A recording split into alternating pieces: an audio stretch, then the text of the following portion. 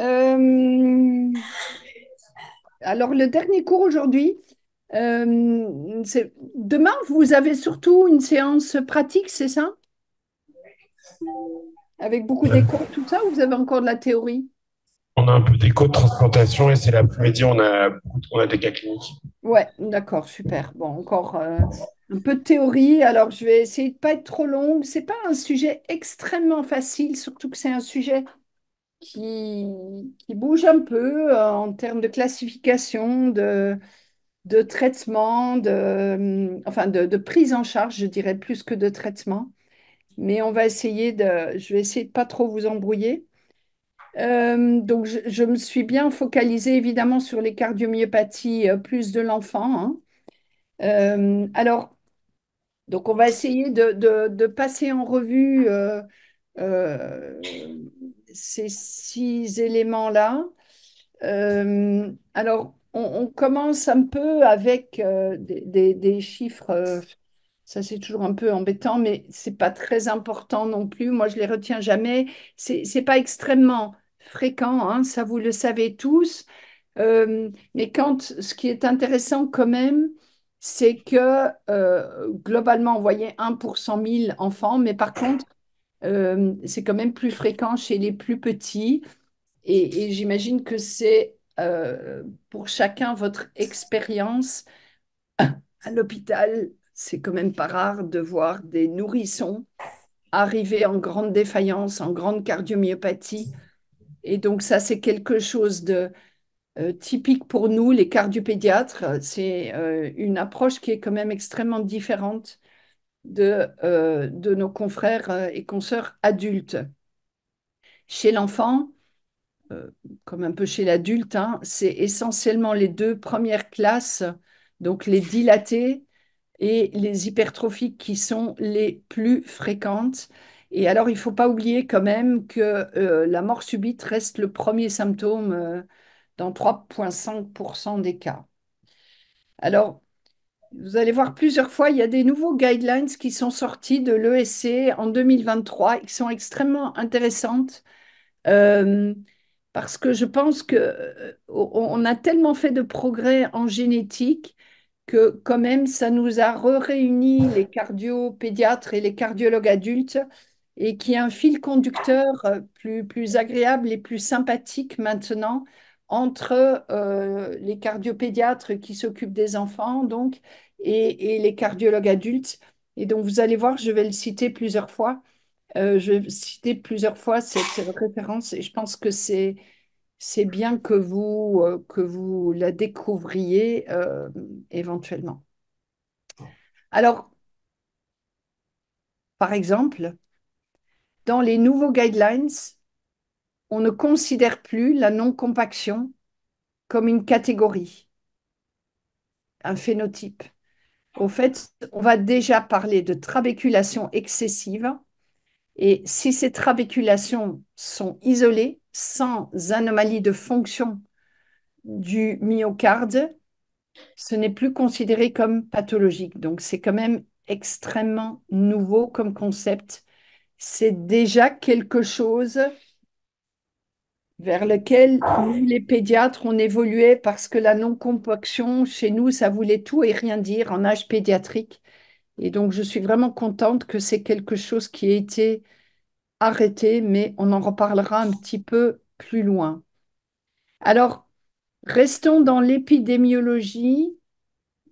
Je vous l'ai dit quand on a parlé des chiffres, la présentation chez l'enfant, c'est quand même très souvent tôt dans la vie. Et regardez, c'est un peu vieux, mais ça reste très vrai ici en année. Et vous voyez qu'une grande proportion, que ce soit les hypertrophiques, les dilatés, ou en 2003, il y avait encore beaucoup de non classifiés, et je pense qu'aujourd'hui, il y en a un peu moins, mais bon, peu importe. Voyez qu'elles sont essentiellement de révélation précoce.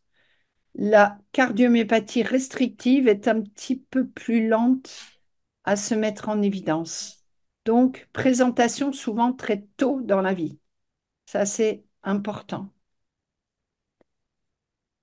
Si maintenant on va plus spécifiquement pour la dilatée, dilated cardiomyopathy, en termes de, non pas de présentation, mais de pronostic, on voit que malgré tout, ça reste quand même pas très bon, hein, pour les enfants. À partir du moment où on pose le diagnostic de cardiomyopathie dilatée, donc absence de d'essai ou de transplantation, vous voyez que les courbes s'infléchissent quand même vachement. Il y en a quelques-uns qui sont éventuellement un petit peu mieux. Par exemple, ici, dans les malformations, on en reparlera. Mais enfin, globalement, c'est une maladie grave. Il faut pas oublier quand même, alors c'est probablement parce qu'on classifie pas encore tout à fait bien certaines maladies, mais il y en a qui peuvent se normaliser. Et ça, il ne faut pas oublier. Regardez, normalized dans les 24 mois depuis le diagnostic. Donc, il y a des enfants qui peuvent normaliser leur aspect échographique. C'est essentiellement dans les dilatés. Considérés dans cette étude comme idiopathique, mais on peut discuter, ça recouvre peut-être des myocardites, etc. Mais donc, pour vous dire, soyez toujours humble quand vous voyez des parents, quand vous parlez à des parents. C'est potentiellement grave, mais on n'exclut pas tout à fait une possible amélioration dans les cardiomyopathies dilatées. Ça va évidemment dépendre un petit peu du diagnostic sous-jacent, si on le trouve, ce qui n'est pas toujours le cas.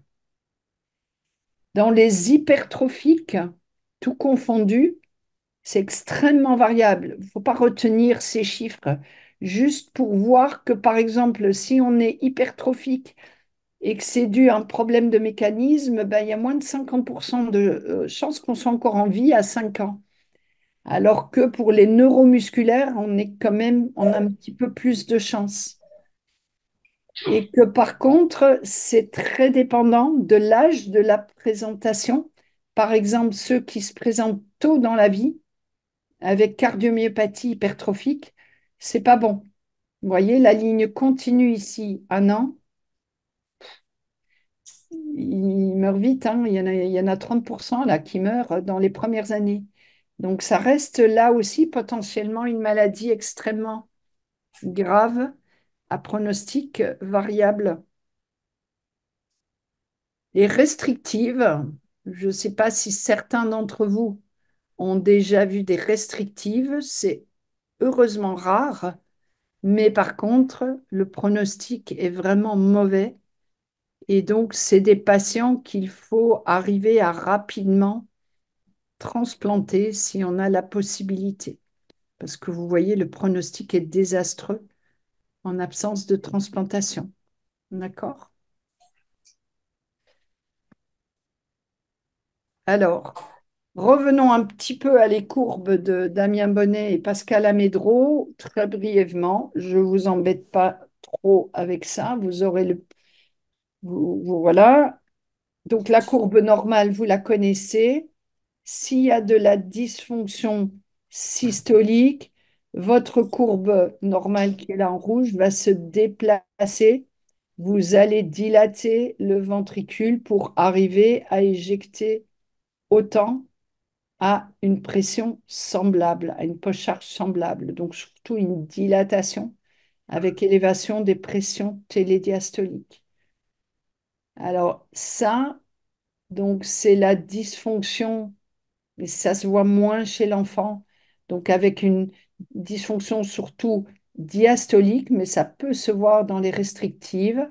Donc la fonction systolique est normale, donc ça reste normal. Par contre, la compliance est altérée. Au lieu d'être en rouge là, la compliance est altérée. Et donc, les patients vont surtout augmenter leur pression de remplissage. Ça, c'est facile. Avec comme corollaire, si on augmente, par exemple, dans la cardiomyopathie restrictive, les pressions de remplissage, par exemple dans le ventricule gauche, La norme est en général plutôt aux environs de 10-12. Si vous montez les pressions de remplissage, ça va se répercuter sur l'OG, ça va se répercuter sur les pressions pulmonaires et donc vous allez avoir une hypertension pulmonaire post-capillaire. Souvent des pressions de remplissage droit qui, en tout cas chez l'enfant, resteront préservées basses.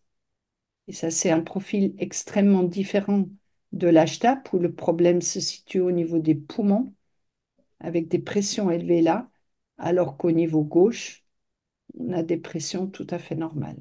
D'accord? Donc ça, c'est le profil plutôt des CMR. Alors, je vous ai dit, classiquement donc, on avait ces catégories. La restrictive très rare, la dilatée fréquente, l'hypertrophique fréquente, arythmogène du VD rare, et non compaction, sur lequel on mettait une fréquence, mais qui était quand même un peu compliqué à phénotyper, à phénotyper surtout chez l'enfant.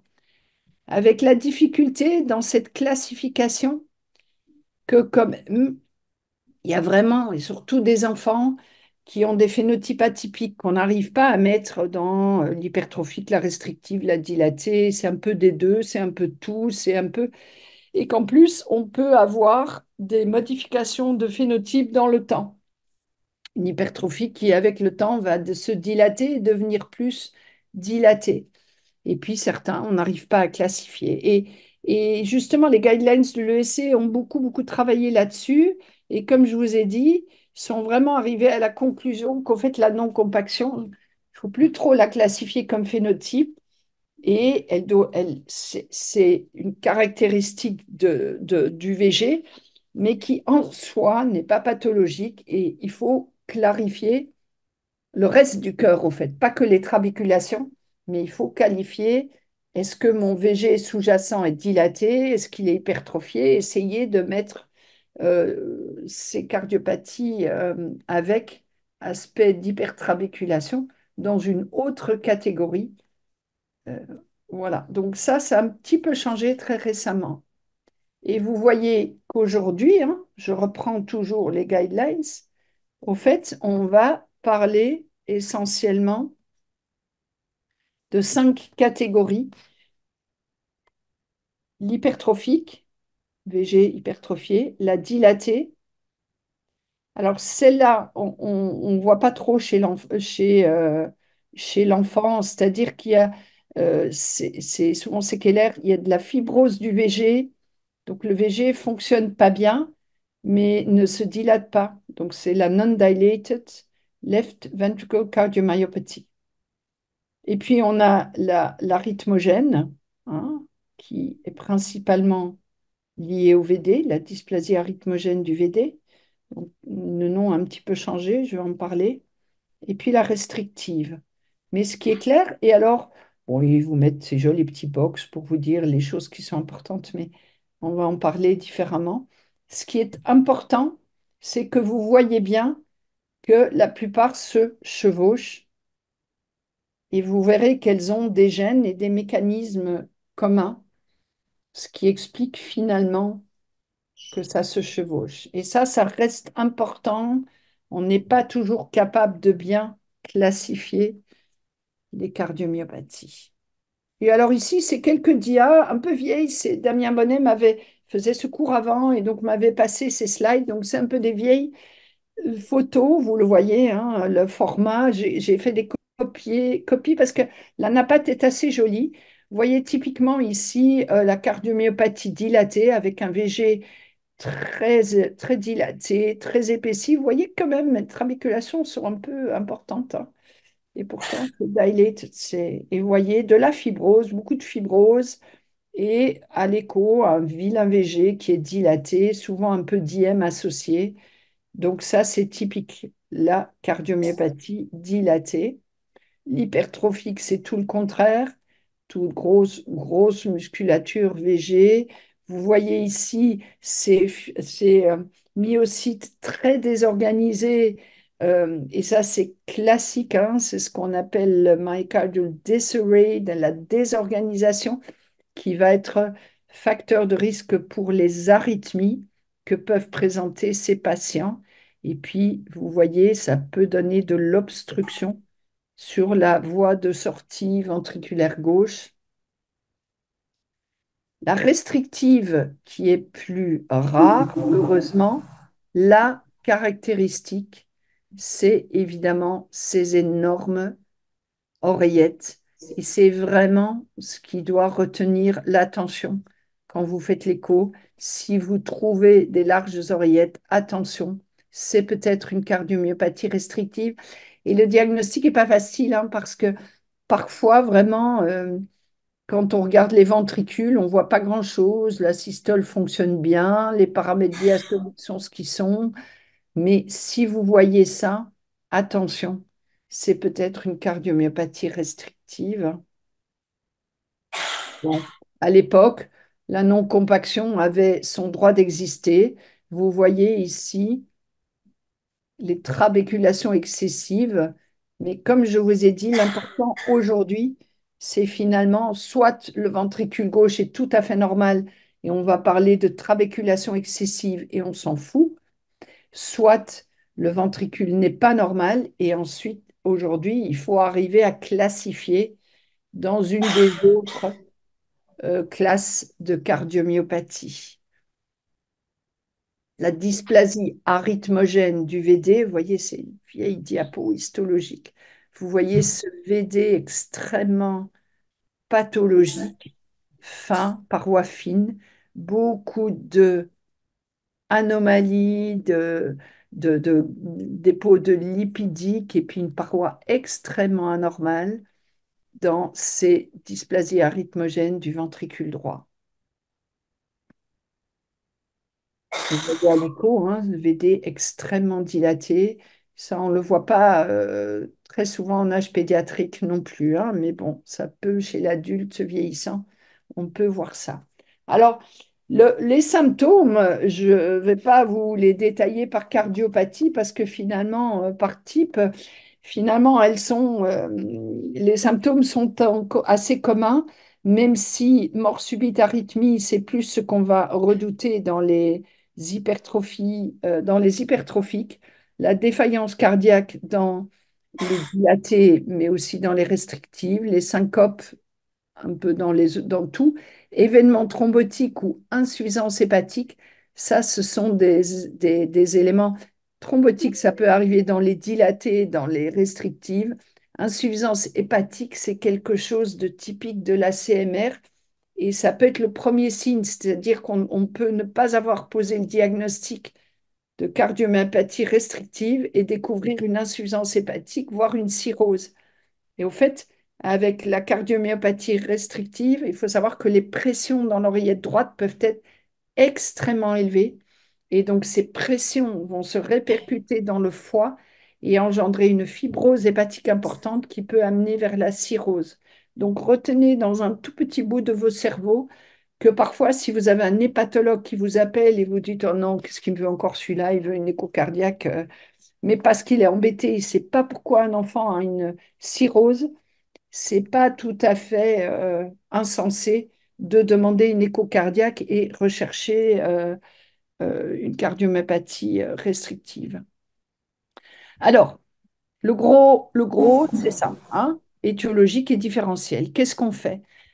Chez l'enfant, surtout le petit enfant, ça reste évidemment extrêmement important d'éliminer toutes les causes secondaires.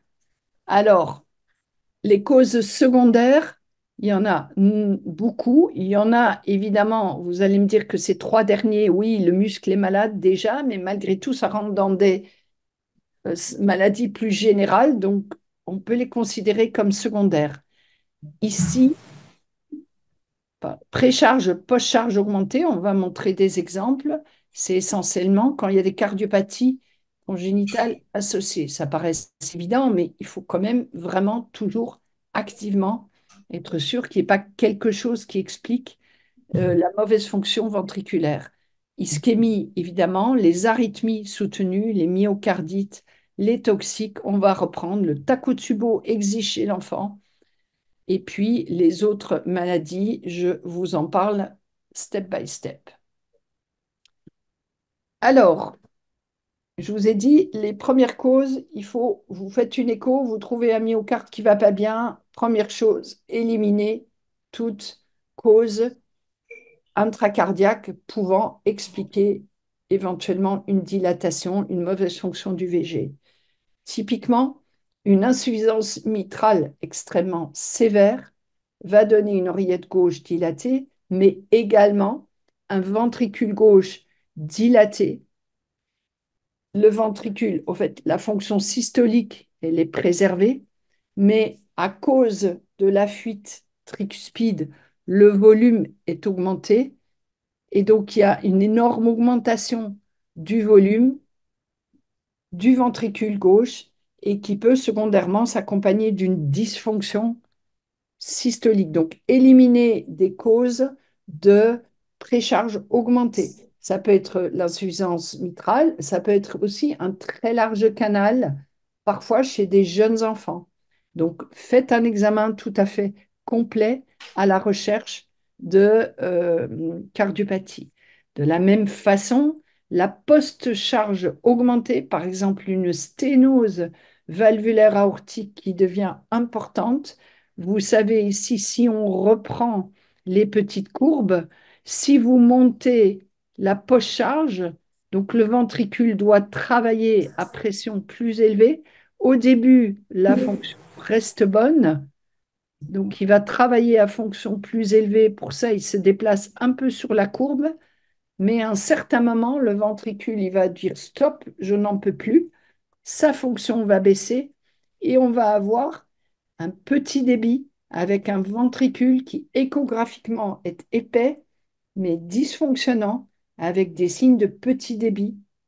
Et donc ça est parfois un gradient aortique qui devient dans ces conditions-là peu sévère. Donc attention de ne pas sous-estimer une sténose valvulaire aortique, surtout chez le petit enfant, en présence d'une dysfonction ventriculaire. Donc, toujours faire votre examen systématique. Donc, ça, c'était les précharges, post-charges. Après, il y a tout ce qui est ischémique. Vous le connaissez bien. L'Alcapa, c'est bien connu. Je ne sais pas si vous avez vu dans un autre cours, mais c'est évidemment l'étiologie qu'on a envie de voir quand vous avez un nourrisson de 3 mois qui arrive avec un ventricule dilaté comme ça, avec éventuellement des piliers mitraux un petit peu hyperéchogènes, une fuite mitrale excentrique en raison de la nécrose du pilier. Et premier réflexe, aller voir les coronaires par écho et si nécessaire par scan pour rechercher l'Alcapa. Mais bon, l'Alcapa, c'est rare, donc on ne la trouve pas souvent, mais il faut vraiment activement la chercher. Vous savez comme moi que c'est plutôt une bonne nouvelle parce qu'une fois que c'est opéré, ça a tendance à récupérer. Mais ce n'est pas l'ischémie, ce n'est pas que l'Alcapa chez l'enfant. On peut aussi avoir des atrésies coronaires. Alors ça, c'est une entité pas très bien connue, mais voilà, qui peut donner des problèmes d'ischémie. On peut avoir une coronaire qui manque et mal compensée par l'autre. On a évidemment les post-opératoires, par exemple un patient opéré pour switch, les sténoses des coronaires, ça existe. On a évidemment l'enfant qui a fait un Kawasaki, connu ou pas connu, et qui peut évoluer vers des sténoses, qui peut faire des infarctus. Donc, soyez complet. Et alors ça, je l'ai mis, mais c'est vraiment très rare. J'en ai vu un dans ma vie, mais vraiment tout à fait par hasard. C'était un préma qui avait une cardiomyopathie hypertrophique très importante et il avait toujours des tensions vraiment à 140 alors qu'il était tout petit, je ne sais plus combien il pesait, moins de 2 kilos. Et au fait, il avait ça, GACI, Generalized Arterial Calcification of Infancy. Je l'ai laissé parce que j'en ai vu un et que Damien l'avait mis dans son cours. Et au fait, c'est ça. C'est une maladie génétique gravissime du métabolisme du calcium qui fait que ces enfants, dès la naissance, vont déposer du calcium partout. Alors, vous voyez ici les coronaires, l'aorte, partout. Donc, ils ont une rigidité artérielle qui est tellement importante avec hypertension, donc post-charge monumentale pour le ventricule, qui va donc développer une CMH et qui va finir euh, par, euh, par défaillir. Et donc, ces enfants ont une... enfin, c'est incompatible avec la survie. On n'a pas de traitement, donc ils ne survivent pas. C'est rare, mais ça montre cette notion de post-charge. Donc, soyez complet dans votre évaluation quand vous voyez un enfant chercher les causes secondaires. Évidemment, jamais oublier les cardiomyopathies rythmiques. C'est aussi difficile à mettre en évidence. Les deux les plus pourvoyeuses de cardiomyopathie dilatée chez l'enfant, c'est là et c'est là. Donc, c'est là, c'est la tachycardie atriale ectopique. Donc, un foyer qui décharge. Le problème, c'est que parfois l'onde de P ressemble très fort à l'onde de P sinusale. Le rythme est souvent accéléré, mais pas très fort accéléré. Et donc, on a du mal à faire la différence chez un enfant qui est en défaillance ventriculaire gauche, qui est tachycarde en raison de sa défaillance. Vous avez une onde P qui ressemble à une onde sinusale. Il faut quand même être prudent, être sûr qu'il n'y ait pas de tachycardie atriale ectopique. Donc, un bon signe, c'est de regarder s'il y a une variabilité du rythme cardiaque. Si c'est sinusal, en général, il va y avoir une variabilité. Si l'enfant dort, ça va être plus lent. S'il s'énerve, ça va être plus rapide. Si vous appuyez sur le foie, ça va se ralentir. Si vous donnez de la striadine, vous allez causer un bloc auriculo-ventriculaire et donc vous allez démasquer la tachycardie. Mais malgré tous ces tests possibles, ce n'est pas toujours facile et parfois on se fait piéger. Mais donc soyez attentifs à ça. Éliminez avec certitude toujours une cardiomyopathie rythmique, que ce soit ici surtout donc la tachycardie atriale ectopique ou la PGRT, où donc c'est une réentrée à l'extérieur et avec des ondes P négatives. Donc là aussi, c'est pas facile comme diagnostic, donc pas hésiter à vraiment faire appel au rythmologue ou faire des tests pour démasquer ces troubles du rythme. Et vous savez que ces cardiomyopathies rythmiques, elles peuvent exister depuis le prénatal. Donc parfois, les enfants naissent avec ça. Donc ça, il faut bien en être conscient. Autre cause secondaire, c'est les cardiomyopathies infectieuses ou inflammatoires. Donc là-dedans, on a évidemment ce qu'on redoute toujours tous parce que le diagnostic est compliqué, le diagnostic différentiel. C'est est-ce une myocardite, est-ce une cardiomyopathie dilatée? Après le Covid, on a eu beaucoup de myocardites, je pense que vous en avez tous vu, elles étaient particulières, inflammatoires. Heureusement, on n'en a plus trop maintenant. Il y a d'autres maladies infectieuses et inflammatoires, le Lyme, le Chagas, l'HIV, la toxoplasmose, les maladies rhumatismales. Donc, ça peut être judicieux, si vous avez des signes d'appel, de faire des recherches plus spécifiques pour éliminer ces gènes-là, mais ces maladies-là. Après, vous le savez probablement que de plus en plus, on se rend compte que la frontière entre une myocardite virale, on pense typique là, myocardie vitale, et une cardiomyopathie génétique sous-jacente, la frontière, elle est tenue. Et il y a de plus en plus d'évidence, et j'y reviendrai plus tard, comme quoi certaines myocardites qu'on pense virales et uniques sont en fait soit un virus sur une cardiomyopathie génétique préexistante ou même des réactivations, des activations, des phases actives de cardiomyopathie génétique sous-jacente. Ce qui fait qu'aujourd'hui, quand on a une myocardite virale, et j'y reviendrai, de plus en plus, on a tendance à quand même demander un bilan génétique, un panel des cardiomyopathies dilatées, si l'enfant ne récupère pas complètement ou s'il en est à sa deuxième euh, myocardite. On n'en est pas encore au bilan génétique systématique. Les adultes, si, de plus en plus de cardiologues adultes, quand il y a un adulte qui arrive avec myocardite virale, ils ont tendance à faire un bilan génétique systématique pour voir si on n'est pas ici.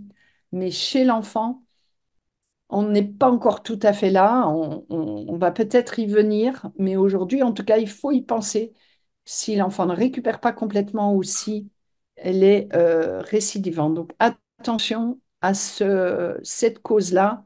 On est peut-être borderline entre les deux. Alors, quelques exemples de cardiomyopathie toxique qu'on voit heureusement pas très souvent. Euh, je vais mettre mon truc.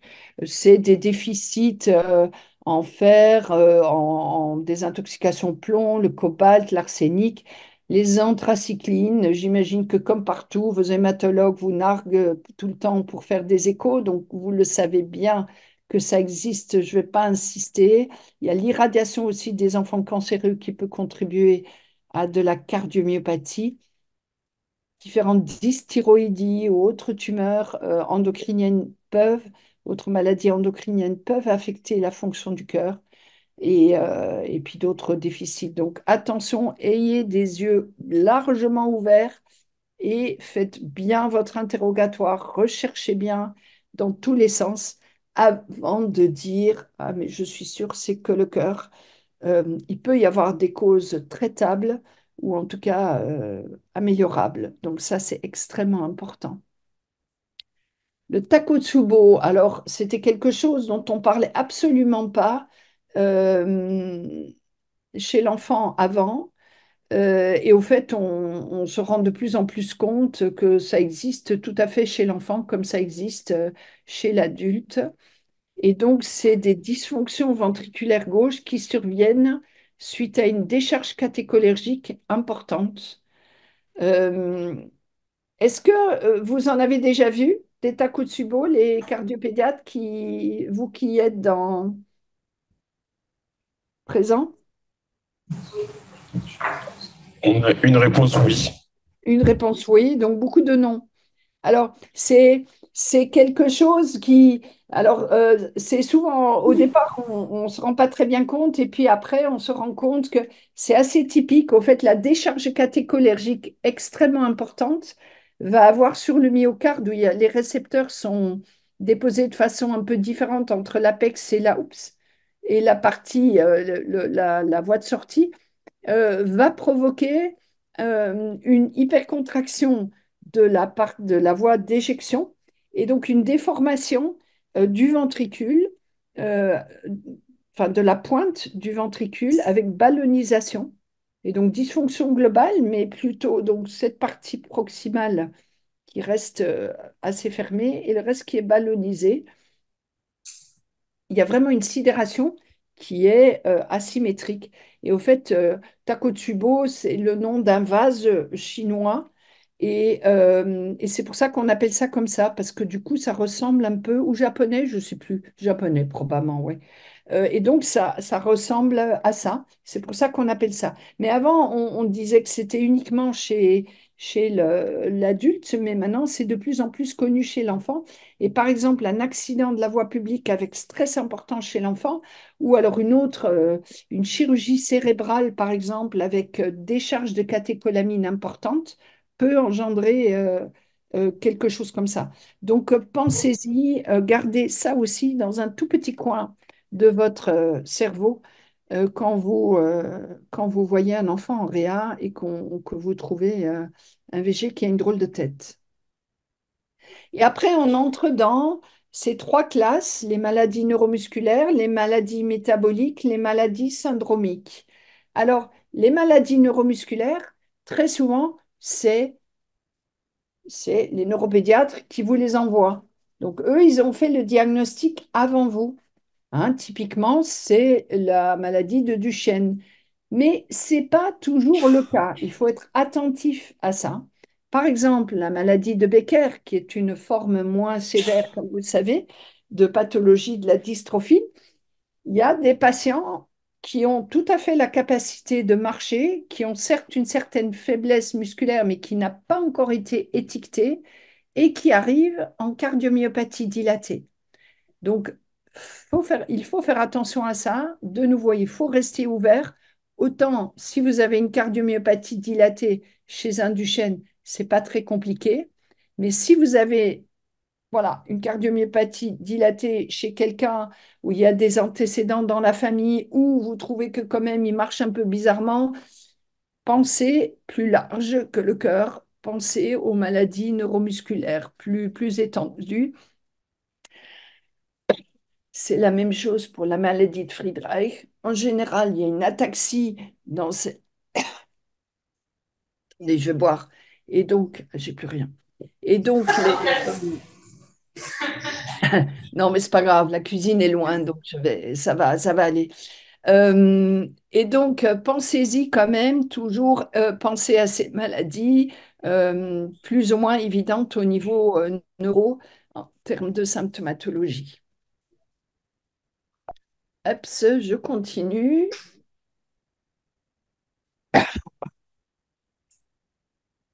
Ça, je laisse.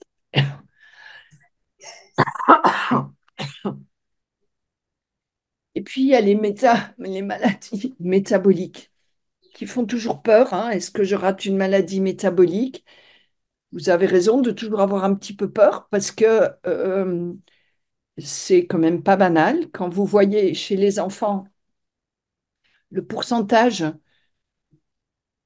de anomalies innées du métabolisme, par exemple dans l'hypertrophique, plus de 25%, dans la dilatée un petit peu moins. Mais donc, c'est quand même une proportion significative. Alors, comment faire? Il y a certaines choses qui vont vous orienter plus particulièrement. C'est quand même souvent une histoire. On trouve d'autres membres de la famille, mais pas toujours. Hein, il peut y avoir une histoire familiale de mort subite ou de mort inexpliquée pendant la petite enfance. C'est souvent des enfants qui se présentent assez tôt dans la vie, donc avec leur atteinte cardiaque, mais de nouveau pas toujours. Le problème, c'est que rien n'est absolu dans notre métier. Un élément qui est extrêmement important, c'est que l'atteinte, elle est souvent multisystémique. Donc, il y a un retard de croissance, il y a un petit PC, il y a le foie qui est atteint, il y a les reins qui sont atteints. Mais de nouveau, ce n'est pas obligatoire. Le phénotype peut être changeant dans le temps, et ça, c'est important aussi, le phénotype cardiaque. On peut évoluer d'une hypertrophique vers une dilatée. Ça aussi, ça peut orienter. Un autre élément, c'est le jeune enfant qui a une dysfonction VG qui n'est pas si importante, et pourtant, cliniquement, il est vraiment en atteinte hémodynamique sévère. Et ça doit vous faire penser à une maladie métabolique, puisqu'il y a quelque part aussi l'incapacité à générer des réserves de l'ATP à cause de sa maladie métabolique qui va mettre l'enfant à mal, en plus de sa mauvaise fonction cardiaque.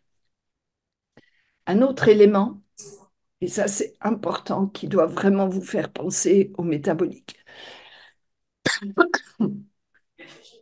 c'est quand vous voyez, je vais chercher un peu d'eau, on va y arriver.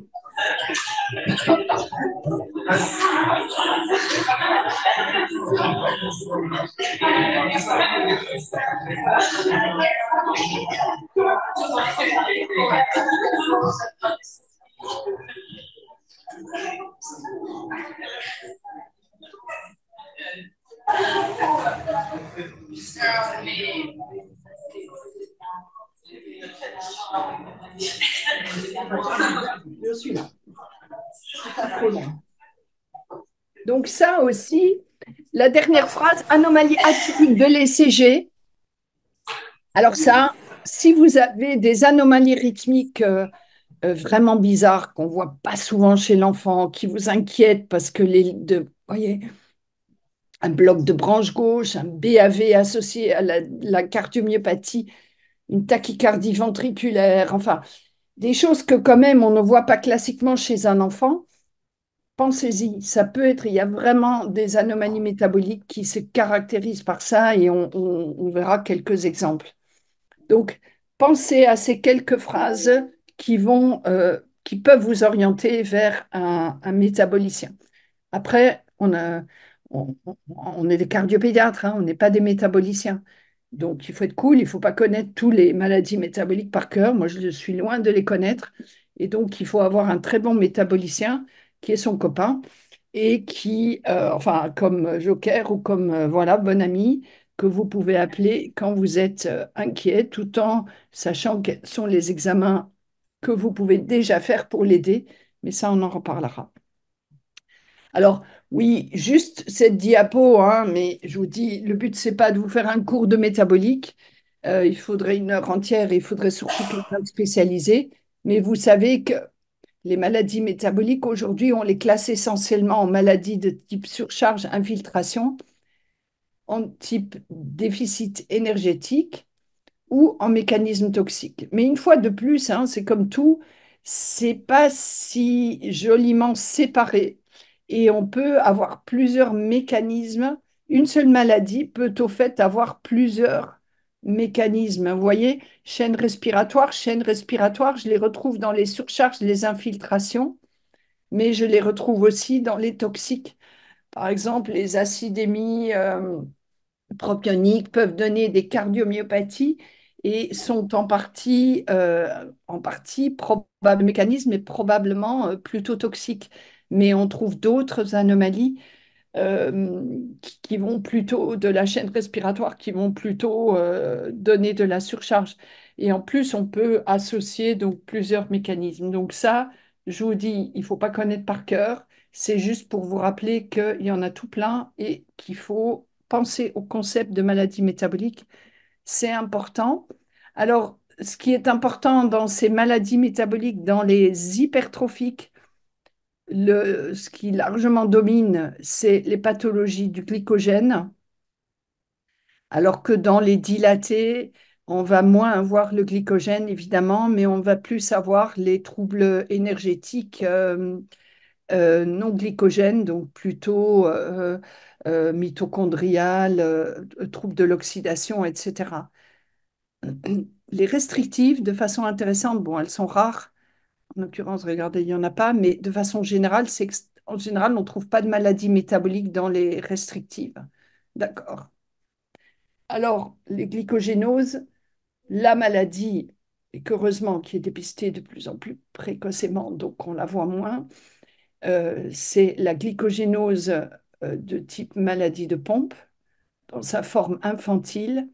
Je vous ai remis parce que c'est quand même un phénotype qui est extrêmement caractéristique, avec un enfant qui est extrêmement hypotonique et qui, au niveau du cœur, a d'abord un ECG pathologique avec hypertrophie ventriculaire gauche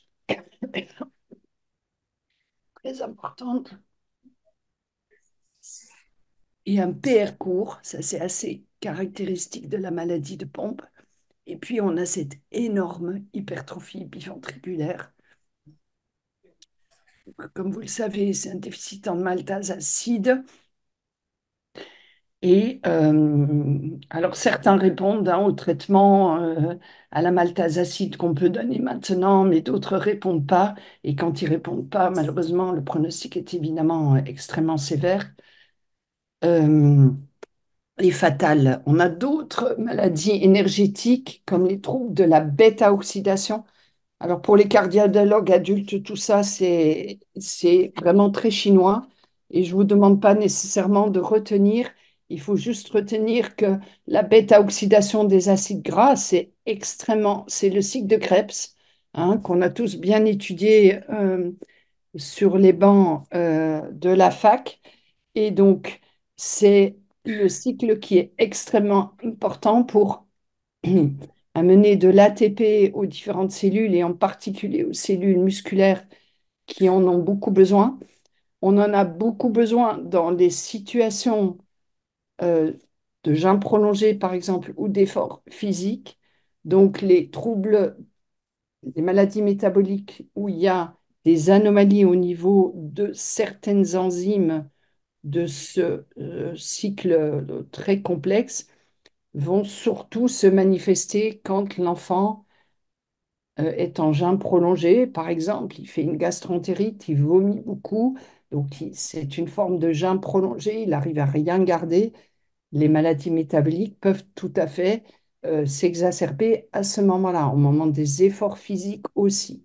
D'accord? C'est tout, c'est... Pardon. Oups, comment je fais pour retourner?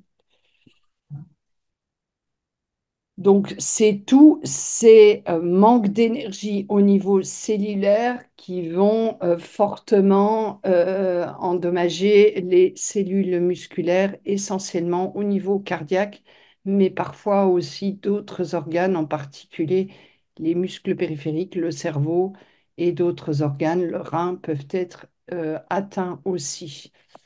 Alors, on en a plusieurs, hein. On a des déficits en transporteurs, comme des déficits en carnitine, en transporteurs de carnitine, les troubles de la bêta-oxydation par déficit de ces différentes enzymes qui interviennent dans la dégradation des acides gras à longue chaîne. Donc, ça donne des maladies qu'on va appeler les VLSAD, les LSHAD, donc toutes des maladies métaboliques complexes. Le, Ça donne des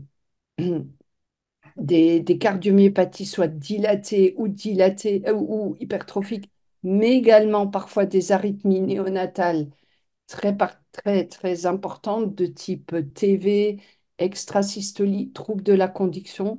Donc, il faut y penser avec un bilan assez simple que je vais vous montrer.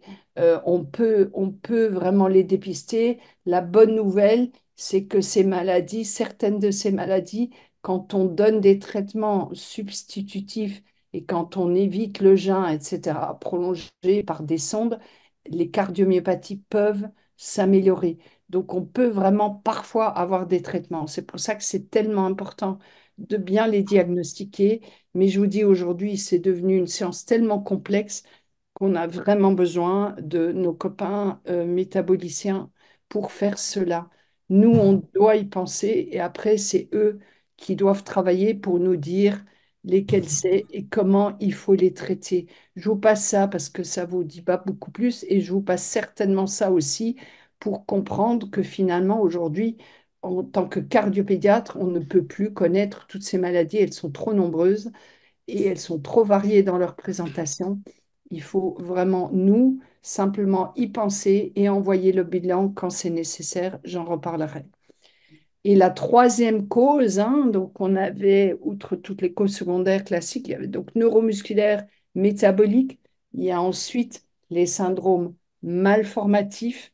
Alors ça, c'est quoi? C'est typiquement les rassopathies dans lesquelles on va surtout retenir le syndrome de Noonan, mais il y a aussi de façon plus rare le syndrome cardio-fascio-cutané, le syndrome de Costello. C'est tous des anomalies euh, des enzymes au niveau de ces voies RAS. Vous voyez ici le Noonan syndrome. Il y a plusieurs enzymes qui peuvent être atteints. Le Costello, c'est plutôt ici. Le crânio-faciaux, vous voyez, c'est toutes des voies métaboliques, mais finalement qui touchent tout la même voie. Alors, le Noonan, c'est le plus fréquent. C'est un faciès assez typique. C'est des enfants qui sont souvent petits, qui sont un peu trapus, qui peuvent avoir le cou palmé, qui ont un visage dysmorphique. L'intelligence, elle est variable. Ils peuvent être tout à fait intelligents normalement, tout comme ils peuvent avoir un petit déficit mental, mais ils peuvent avoir une intelligence normale. Et alors, qu'est-ce qu'ils ont? Bon, au niveau général, ici, vous voyez souvent un retard statural, hein, déficit psychomoteur variable, mais au niveau du cœur, le Noonan a très souvent une cardiopathie qui est majoritairement une sténose de la valve pulmonaire et dans 50% une cardiomyopathie hypertrophique. Les autres syndromes plus rares, vous pouvez lire très souvent aussi des sténoses des valves pulmonaires et plus souvent encore des cardiomyopathies hypertrophiques associées. Ces trois syndromes, quand il y a une cardiomyopathie hypertrophique associée, le pronostic est vraiment beaucoup plus compliqué. La morbidité, la mortalité post-opératoire, quand il faut les opérer au niveau de la valve pulmonaire ou pour d'autres raisons, vraiment, c'est compliqué. Il y a un petit truc, les gens, les internes qui passent chez moi le savent, je demande très souvent, quand je vois un enfant avec une sténose valvulaire pulmonaire, que je dois cathétériser, je leur demande toujours est-ce qu'il y a un axe au plafond. Maintenant, ils savent qu'ils doivent le vérifier avant le cathé, parce que quand il y a un axe au plafond, donc un axe négatif en AVF, c'est très souvent le signe quand il y a une sténose valvulaire pulmonaire, hein. Donc, vous trouvez un axe au plafond, c'est très souvent le signe qu'il y a un Noonan. Alors, c'est important de s'assurer qu'il n'y ait pas de cardiomyopathie hypertrophique associée. Le problème de ces Noonan et autres, c'est que la sténose des valves pulmonaires, elle est souvent très dysmorphique, très épaissie et qu'elle répond nettement moins bien au cathé. Ah, Média saute tout seul maintenant. En fait, c'est pour que j'avance plus vite. Alors, vous voyez plein de gènes, vous ne devez pas les retenir, mais il y a une multitude de gènes qui sont trouvés aujourd'hui dans ces syndromes. D'accord. Mais l'analyse génétique, en particulier dans le Noonan, n'est pas toujours contributive. Donc parfois, on ne trouve pas de mutation, ce qui rend les choses parfois un peu plus compliquées pour le diagnostic familial. Alors, donc dernier groupe, c'est finalement qu'on ne sait pas tout le reste. D'accord?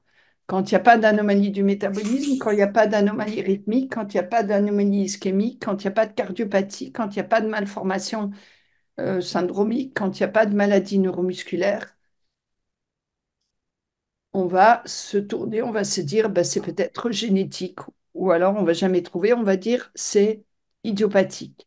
Mais aujourd'hui, ce groupe-là, on arrive quand même à avancer de plus en plus avec de plus en plus de gènes qui sont retrouvés aujourd'hui pouvant être impliqués dans les différentes maladies du muscle cardiaque et qui donc, quand le gène est impliqué, on rentre dans les cardiomyopathies familiales, génétiques, héréditaires. Et vous voyez quelques exemples ici avec leur phénotype. Vous voyez, on a les plus fréquents, le MYH7, vous en avez tous entendu parler, qui donne une hypertrophie, donc une cardiomyopathie hypertrophique. Un autre qui est très fréquent, c'est le MYBPC3, je vais y arriver, c'est aussi une cardiomyopathie hypertrophique. Il y a des mutations des gènes de la troponine, il y a aussi les mutations des gènes de la titine, de l'actine. Vous voyez, il y en a plein. Donc, c'est plus rare. Les plus fréquents, c'est ceux-là. Mais aujourd'hui, quand on a éliminé toutes les autres causes et qu'on suspecte une cardiomyopathie génétique, on va envoyer un panel qui aujourd'hui comprend un très grand nombre de gènes et ça évolue tout le temps. Donc, j'ose plus dire le chiffre. Je pense que c'est plus de 100 gènes maintenant, mais ça évolue tout le temps. Il y a toujours de plus en plus de gènes. Donc ça, c'est... Alors, à côté de donc, les plus fréquentes, les dilatées et les hypertrophiques, on a la dysplasie arythmogène qui est là aussi toujours une maladie héréditaire génétique. Alors, au départ, on l'appelait dysplasie arythmogène du ventricule droit, DAVD. Et puis, depuis 5-10 ans, on l'appelait cardiomyopathie arythmique. Pourquoi? Parce que finalement, on voyait que ce n'était pas toujours surtout le VD, c'était parfois surtout le VG, et que finalement, il valait mieux utiliser ce mot. Et aujourd'hui, dans la nouvelle classification, on repasse, on dit cardiopathie arythmique du VD. On reprend le VD parce qu'on part du principe que pour ces maladies bien typées, c'est quand même le VD qui est au départ le problème principal. Donc ça reste des maladies pas fréquentes, hein, mais la caractéristique surtout, et ça peut arriver chez l'enfant, c'est souvent familial, hein, avec un caractère dominant. Ça n'arrive pas trop chez le petit enfant, c'est plutôt le plus grand enfant et ça donne surtout des arythmies ventriculaires et une importante insuffisance cardiaque. Le piège de la dysplasie arythmogène du VD, surtout chez l'enfant, c'est que ça peut mimer une myocardite. Et c'est typiquement, vous vous souvenez, je vous ai montré comme les myocardites chevauchent avec les cardiomyopathies génétiques, eh ben, c'est typiquement cette maladie-là évolue par poussée et ces poussées ressemblent très fort à des poussées de myocardite et c'est des jeunes, pardon, c'est des jeunes qui vont présenter un épisode parfois à l'occasion d'une virose, mais avec de la douleur précordiale. Ils vont monter les troponines. Vous allez faire une IRM. On ne va pas tout de suite voir les signes de DAVD, sauf si c'est vraiment quelqu'un de très expert. Et on va vous répondre IRM en faveur d'une myocardite. Et puis, 2 ans après, le patient, il va refaire une myocardite. Et là, vous allez vous poser la question, tiens, c'est quand même bizarre, il en fait deux. Et puis, il y a le grand-père qui a un défibrillateur. Qu'est-ce que c'est que ça? Et finalement, vous allez poser ce diagnostic-là. Et c'est pour ça qu'aujourd'hui, de plus en plus, quand il y a une myocardite initiale, faites attention au contexte familial, faites attention à ces entités-là qui peuvent avoir une présentation un petit peu borderline à cheval sur les deux entités, myocardite virale pure isolée ou maladie génétique des protéines ventriculaires. Oui, ça je passe. Donc, donc, ce qui sera important face à l'enfant, surtout le petit, vous allez éliminer une cardiopathie, je vous l'ai dit, vous allez éliminer quelque chose qui donne de l'ischémie, vous allez éliminer une arythmie, vous allez dire c'est peut-être une myocardite, donc vous allez faire des recherches virales, vous allez doser la troponine, vous allez faire une IRM quand c'est possible. Je dis c'est pas toujours possible quand c'est un nourrisson et qu'il est intubé et qu'il va pas bien, l'IRM n'est pas toujours facile, ou quand au contraire, il n'est pas intubé, mais borderline, et qu'on ne peut pas faire d'IRM parce qu'il faut l'intuber, qu'on ne veut pas l'intuber parce qu'on a peur qu'il va se déséquilibrer. Donc l'IRM en pédiatrie, c'est quand même pas toujours facile à faire. Par contre, pensez aux toxicociles et j'en ai parlé, le Takotsubo, mais c'est dans un contexte souvent très particulier. Et puis, si vous avez éliminé toutes ces choses-là, essayez de bien phénotyper votre cardiomyopathie pour essayer de voir quelle couleur a la boule principale, hein, comme on l'a montré. Et puis, vous allez compléter. Donc ça, c'est un petit peu les symptômes. Ça, j'ai ressorti du nouveau papier, mais ça ne dit pas de grand-chose. Et puis, vous allez continuer, une fois que vous avez un petit peu clarifié ça, vous allez, donc évidemment, je vous ai dit, vous allez chercher les troubles du rythme, ça, vous l'avez déjà fait. Mais après, vous allez faire un screening familial et lancer la génétique. Vous allez éventuellement, pas tellement chez l'enfant, faire une biopsie endomyocardique, mais chez l'adulte, ils le font plus facilement, mais chez l'enfant, on ne le fait pas beaucoup. Mais parfois, une biopsie musculaire plus pour quand le bilan métabolique est en faveur. Le bilan métabolique, qu'est-ce que vous allez faire? Au fait, en première intention, bilan métabolique, c'est ça. Et c'est finalement tout ce que vous devez retenir. Si vous avez une combinaison d'atteintes neuro et ou musculaires ou autres organes, si vous avez des troubles du rythme chez le jeune enfant bizarre avec cardiomyopathie hypertrophique dilatée, vous pensez maladie métabolique, ce que les métaboliciens demandent de faire en premier screening, c'est acide aminé, profil des acylcarnitine, carnitine libre et totale, acide organique urinaire. Et c'est en général, les réponses viennent très rapidement. Et ensuite, avec ça, après, les métaboliciens vont vous dire s'il faut aller rapidement à plus d'examens spécifiques et en particulier un panel à la recherche de gènes, cette fois-ci métaboliques, et éventuellement une biopsie musculaire ou une biopsie de fibroblastes en fonction.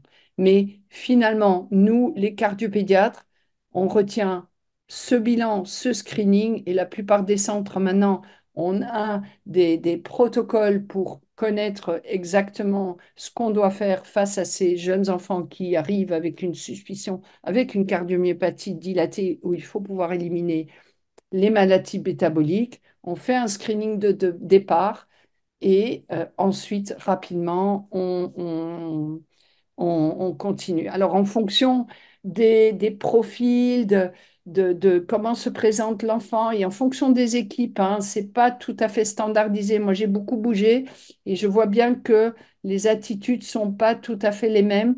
Certains métaboliciens veulent qu'on mette tous les médicaments possibles métaboliques dès que l'enfant arrive, carnitine, des enzymes, des coenzymes, mais c'est pas tout à fait standard. Et je n'oserais pas juger là-dessus, c'est pas mon domaine, mais c'est pas tout à fait standard parmi tous les différents centres. Donc, je pense qu'il faut rester à sa place, faire un premier screening avant que le métabolicien arrive, et puis ensuite, c'est eux qui avancent dans la prise en charge. Alors, je reviens 5 minutes sur ce concept hein, dont j'ai parlé, hein, qui est quand même quelque chose dont on parle de plus en plus depuis quelques années. C'est ce rapport myocardite, cardiomyopathie génétique. Et cette étude qui vient de sortir, hein, elle est quand même hyper intéressante. Vous voyez, ce qu'ils appellent complicated myocarditis, ça veut dire une myocardite. Enfin, on pense que c'est un enfant qui se présente donc avec une histoire de fièvre, avec une troponine, et éventuellement avec une IRM positive si vous l'avez, avec une importante réduction de la fraction d'éjection et des troubles du rythme graves. Quand vous faites dans leur étude, quand vous faites la génétique dans ces formes compliquées, vous allez trouver une prévalence de gènes pathologiques ou hautement likely pathogéniques de 45, presque 45%. Donc c'est énorme chez l'enfant. Chez l'adulte, c'est un peu plus bas, 22%. Par contre, une non compliquée, alors là c'est enfant et adulte, on est nettement plus bas. Donc, vous voyez pourquoi aujourd'hui, devant une myocardite aiguë, si elle ne s'améliore pas rapidement, si l'enfant a vraiment des choses atypiques, il ne faut pas hésiter de demander un panel génétique à la recherche de cardiomyopathie et en tout cas annoncer ça aux parents que ça fait partie des recherches qu'on fait et qu'on ne se contente plus de faire simplement un kit myocardite. Parce que ce n'est pas parce qu'on trouve un Coxsackie, un parvo, que pour autant on aura éliminé une maladie préexistante ou sous-jacente euh, à cette cardiomyopathie dilatée. Donc ça, c'est vraiment quelque chose qui a vachement évolué ces dernières années et qui nous fait réfléchir très différemment par rapport au myocardite. Et ça, je passe, c'est du détail. Alors, le traitement, je vais simplement élaborer, c'est une diapo parce que, au fait, on a très peu de preuves chez l'enfant pour tous les différents traitements. Alors, comme on a quand même beaucoup de causes secondaires, il y a quand même, pas de plus en plus parce que ça reste rare, mais quand même, il y a des maladies pour lesquelles il commence à y avoir des traitements spécifiques. C'est évidemment pour ça qu'il faut pousser le plus possible avec des gens compétents qui sont à l'aise avec toutes les maladies. Je vous parle par exemple pour les cardiomyopathies hypertrophiques les raceopathies, dans des formes néonatales sévères, il y a aujourd'hui des études encore limitées, mais qui semblent montrer que certaines molécules qui agissent sur ces différentes chaînes enzymatiques que je vous ai montrées peuvent être utiles et réduire l'hypertrophie. Mais donc, traitement spécifique, oui, il faut essayer quand ça existe. Et puis, par contre, les traitements de l'insuffisance cardiaque ou les traitements de l'obstruction gauche dans les CMH, là, on se base essentiellement sur ce que font les adultes avec un peu de retard, parce que toutes les nouvelles molécules qui existent chez l'adulte, et elles sont nombreuses les derniers temps, ne sont pas du tout étudiées encore chez l'enfant, ne sont pas du tout approuvées encore chez l'enfant. Et donc aujourd'hui, on utilise finalement très souvent des médicaments que les adultes connaissent depuis très longtemps, c'est-à-dire des vasodilatateurs, des diurétiques, en particulier la spironolactone, et des bêta-bloquants, en particulier le carvedilol et le bisoprolol. Mais même ces médicaments-là, on a vraiment très peu de preuves. On voit bien que ça marche, mais malheureusement, on est en manque de preuves scientifiques solides, même si on sait que ça marche et on les traite comme ça et on fait bien de les traiter comme ça. Après, principalement dans les cardiomyopathies hypertrophiques, il faut faire la prévention des arythmies. Vous savez que les arythmies, je vous ai dit, il y a cette désorganisation musculaire et donc il faut essayer de se trouver quand l'enfant va être à trop gros risque de faire des troubles du rythme ventriculaire et donc éventuellement une mort subite. Les critères existent chez l'adulte depuis de nombreuses années. Heureusement, on a aujourd'hui des critères, enfin, on a des scores. On peut établir des scores chez l'enfant. Je vous ai mis le lien parce qu'on peut le trouver sur Internet. Vous devez remplir l'âge de l'enfant, le poids, l'épaisseur du myocarde, la taille de l'oreillette gauche. Enfin, il y a plein de paramètres, le degré d'obstruction du ventricule gauche. Et on va vous donner une probabilité de risque d'accident rythmique majeur et si vous dépassez 6%, on dit que l'enfant, il vaut mieux prévoir un défibrillateur. Voilà, donc c'est lourd de conséquences, mais au moins on a quelque chose sur lequel se baser.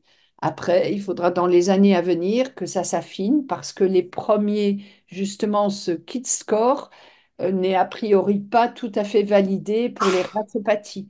Donc il faudra voir dans les années à venir. Il y a des validations qui sont encore en cours mais tout ça est en construction. C'est un peu frustrant en pédiatrie, mais je pense qu'aujourd'hui, on comprend mieux beaucoup de choses et je suis persuadée que les 10 années à venir vont nous permettre de vraiment beaucoup avancer là-dedans. Après, ce qui est extrêmement important, c'est que voilà, nos enfants, c'est des enfants en croissance. Il faut bien les nourrir. Il faut traiter les infections des petits parce que ça va forcément les déstabiliser. Il faut traiter l'anémie. Donc ça, c'est toutes des choses caractéristiques de l'enfant et il faut vraiment pas oublier parce que ça peut vraiment modifier le pronostic à long terme. Après, rôle de l'activité physique. Alors là, pour le coup, chez l'enfant, on n'est nulle part dans ça. Je sais que chez l'adulte, il commence à y avoir de plus en plus de papiers qui prônent cela. Je pense que ça sera la même chose chez l'enfant. Mais pour le moment, on n'a vraiment pas beaucoup de données là-dessus. Voilà, je pense que c'est tout. Voilà, merci. Pour ce long cours et je suis à votre disposition pour plus de questions.